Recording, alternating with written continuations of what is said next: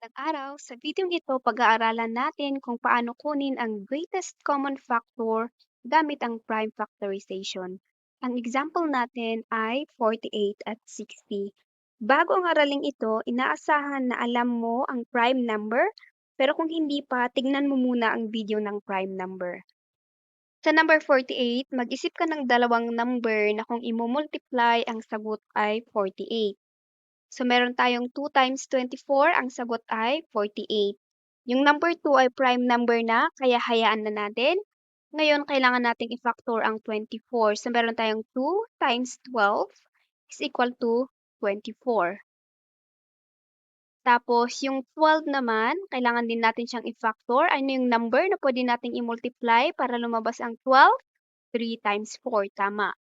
Next, yung 2 naman, yung 4, meron tayong 2 times 2 equals 4.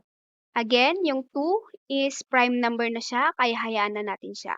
Sa 60 naman, 2 times 30 is equal to 60. Tapos yung 30, meron tayong 2 times 15. Anong number ang pwedeng i-multiply para ang sagot ay 15? Meron tayong 3 times 5. Ngayon, yung 3 at 5, prime number na siya, kaya hayaan na natin siyang ganyan. Sunod nating gagawin ay ilista natin yung mga prime numbers para mas madaling makuha ang ating common prime numbers. So, sa 48 and 60, ang prime number ng 48 ay 2, 2, 3, 2, at saka 2. Yung 60 naman, meron tayong 2, 2, 3, at 5.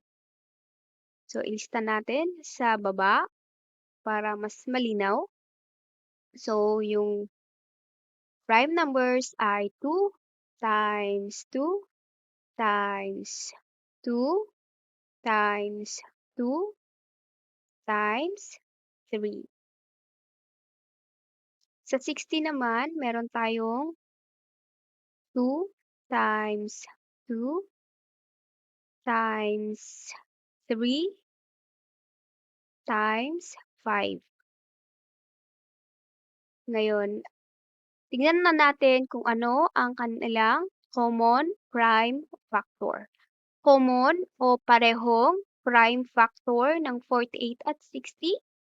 At yung numbers na yon ay pareho silang may 2, pareho silang may 2, at pareho silang may 3. So, kunin natin yan. Ang common prime factors nila ay 2 times 2 times 3. Para makuha naman ang greatest common factor, i-multiply lang natin yung 2 times 2 is equal to 4. Tapos ibaba natin yung 3. 4 times 3 is equal to 12. So, 12 ang greatest common factor ng 48 at 60. So, ganyan. Paano natin makuha ang greatest common factor?